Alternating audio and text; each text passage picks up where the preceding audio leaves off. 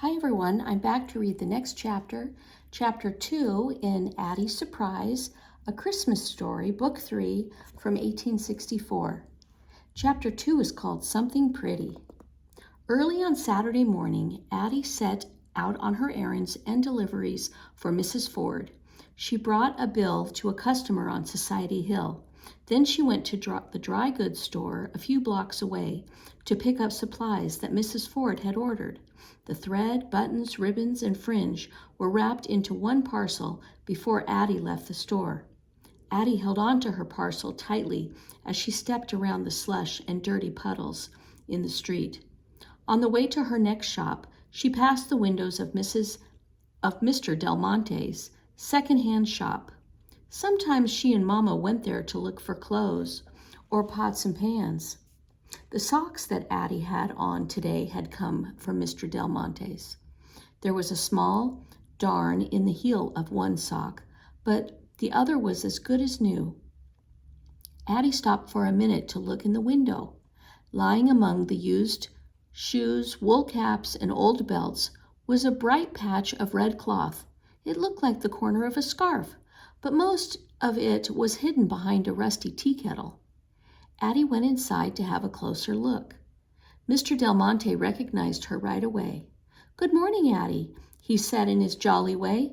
"What brings you here today?" "Can I see that red scarf in the window?" Addie asked.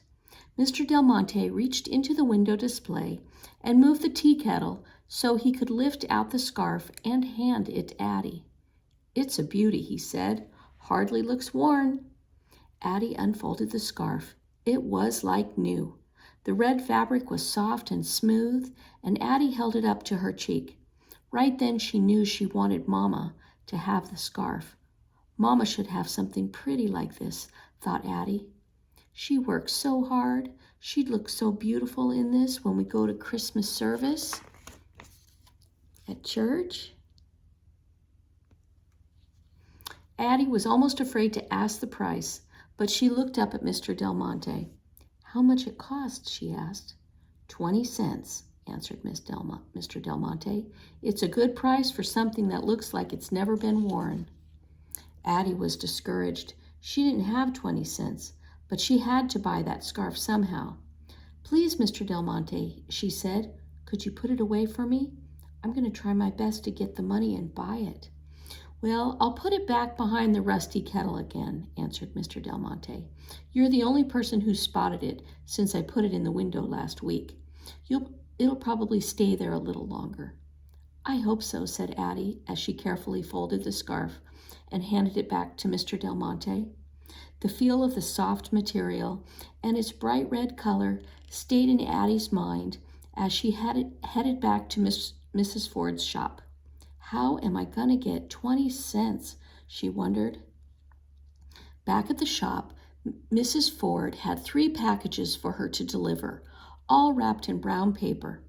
"These go to Society Hill," said Mrs. Ford as she handed them to Addie. "Be careful. Don't splash mud on them." "Yes, ma'am," said Addie.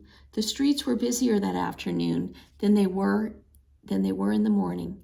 Addie had to dodge around throngs of people bustling in and out of shops. Her packages were clumsy, and she worried about dropping them in the sloppy sidewalks. After Mama had worked so hard, Addie wanted to make sure the dresses were delivered in perfect condition. The last delivery was on Spruce Street. As Addie walked toward the address, she saw an old man lighting the street lamps. The lamps cast a golden glow on the wet sidewalks. And when Addie got to the house, she rang the bell and waited for the big door to open. A maid finally came out, and Addie handed her the last bundle. "This is from Mrs. Ford's shop," she said proudly. The maid took the package and handed Addie 5 pennies. Addie thanked her and turned away. As she walked down Spruce Street, she curled her fingers around the coins inside her mitten. Suddenly, Addie had an idea. She decided to stop by Mr. Del Monte's shop again on the way home, just to be sure that the soft red scarf was still there. As she approached the store, Mr. Del Monte was just locking up. "Don't worry, Addie," he said. "The scarf is still here. I moved it off the corner a bit, but you can see it if you know where to look." The two of them stood at the window together, and Mr. Del Monte headed down the street. But Addie stayed at the window, thinking about her idea. "If I put half my tips in the milk bottle," she thought, "and keep the other half, maybe I can save enough to buy the scarf for Mama." Addie lingered a little longer, staring at the scarf in the fading light, thinking how pretty Mama would look in it. Then she headed back to Mrs. Ford's shop.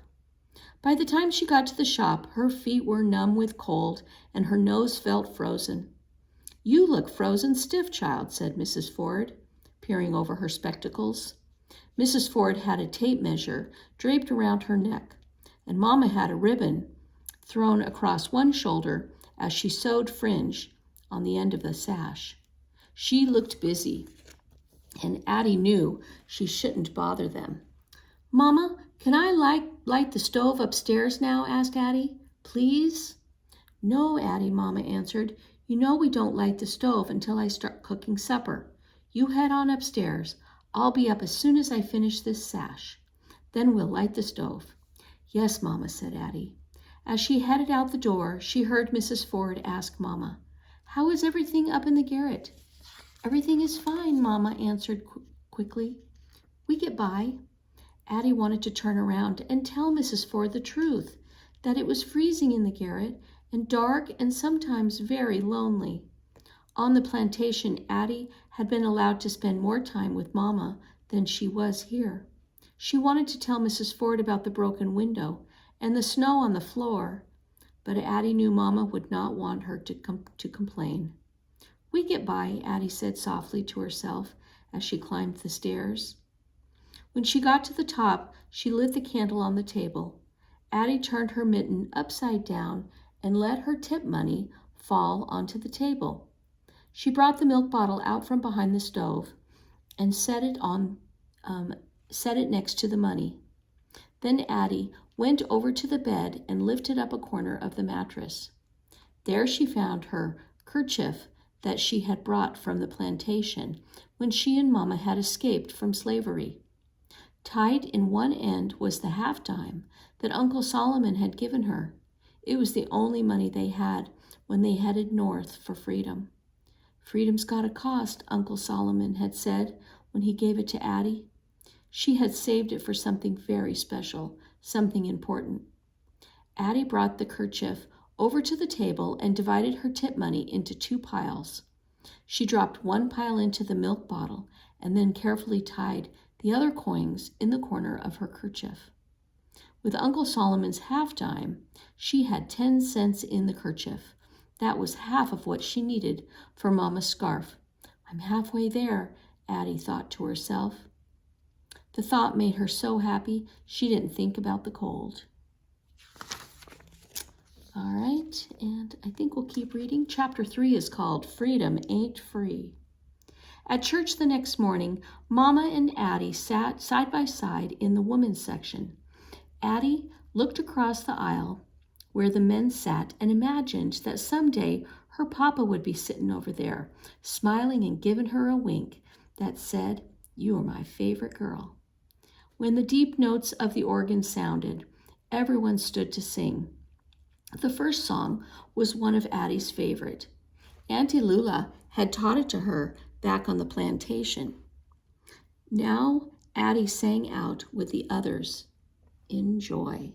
"This little light of mine, I'm gonna let it shine. Let it shine, let it shine, let it shine." And after a long prayer, Reverend Drake began his sermon. I want to begin this morning by reading from the book of Luke. Turn to chapter 2, verses 6 and 7. Mama took a Bible from the rack on the pew in front of them. Addie helped her find the passage. And Reverend Drake said, "This passage I'm about to read to you is about Mary and Joseph." Addie and Mama and the other members followed along as Reverend Drake read. "And she brought forth her firstborn son and wrapped him in swaddling clothes and laid him in a manger, because there was no room for them in the inn." Now this is the story of Christmas. the story of the birth of Jesus. The time had come for Mary to give birth to Jesus. Let me tell you, people, time is a curious thing. It can't be stopped like a clock, Reverend Drake said. You right, Reverend, one church member called out. Time keeps right on moving, and I'm here to tell you the time for freedom has come for thousands of our people.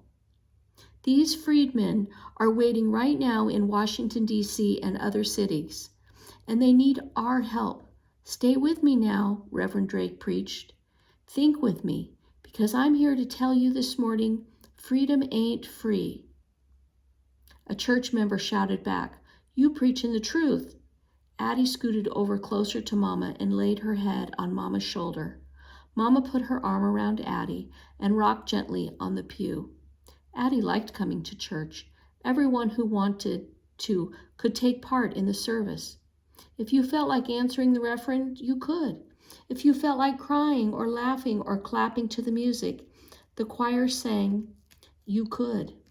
Reverend Drake continued, Some of you already know that the time when you came to freedom and you found out what freedom was about, it wasn't free.